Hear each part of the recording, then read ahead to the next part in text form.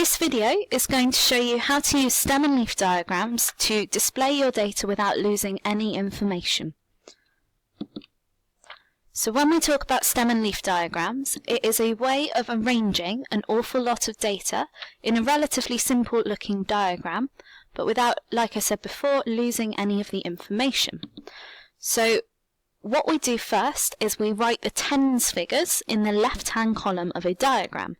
These are what we call the stems. So here is the first one. We'd write 4, 5, 6, 7 and 8. This is because if you look at the data, we have a range of numbers starting with 63. We go down to 52 here, so that's quite low. If we look, we go up to 81 here, so we're definitely going to need to go up to an 8. And there's a 40 here. So we need 4, 5, 6, 7 and 8 as our stems. The next thing we need to do is do the leaf part of the diagram. The way we do this is we look at each number individually. Okay? So we're going to look at 63 first. Here's 63. We need to put that in the 6 category, and all we do is put a 3 there. So as you can see, we've got the 6 in the tens and the 3 in the units. The next number, 58, is going to go next to the 5. The next number will go in the 6 category again. This time we put a 1. Pause the video here and continue filling in the diagram like that. Once you've filled in your diagram, it will look like this. You can check that you've got all of your data in there by counting up your leaves, and we should have 30 in total. However, we're not quite finished yet, because at the moment, whilst our data looks simpler, we can't currently use it to work out averages such as the mode and the median, because they're all jumbled up. We need to put each row in order so that our data is easier to analyse.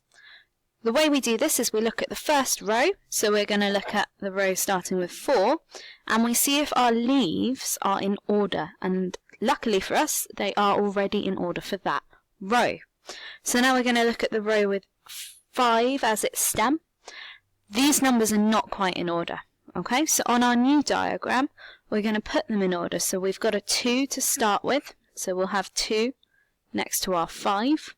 The next one along is a 3. The next one is a 4.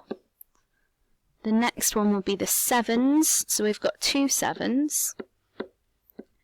Then we've got an 8 and 2 9s. It helps if you cross off the data as you fill it in on your new diagram, so you can avoid making any mistakes. If you'd like to pause the video now and do your neat version, this is what your neat version should look like. Here you can see that the leaves are all in order, and the zeros definitely go at the beginning rather than at the end. Your stem and leaf diagram is almost finished. You just need to add one more thing, which is a key. This will explain what your diagram is actually representing. Here is what a key looks like. So you're showing one of the numbers, it doesn't matter what number, one of the numbers from the stem and one of the numbers from the leaf, and the line in the middle equals 52. That tells anybody who's looking at your diagram what you are trying to display. And that is your finished stem and leaf diagram.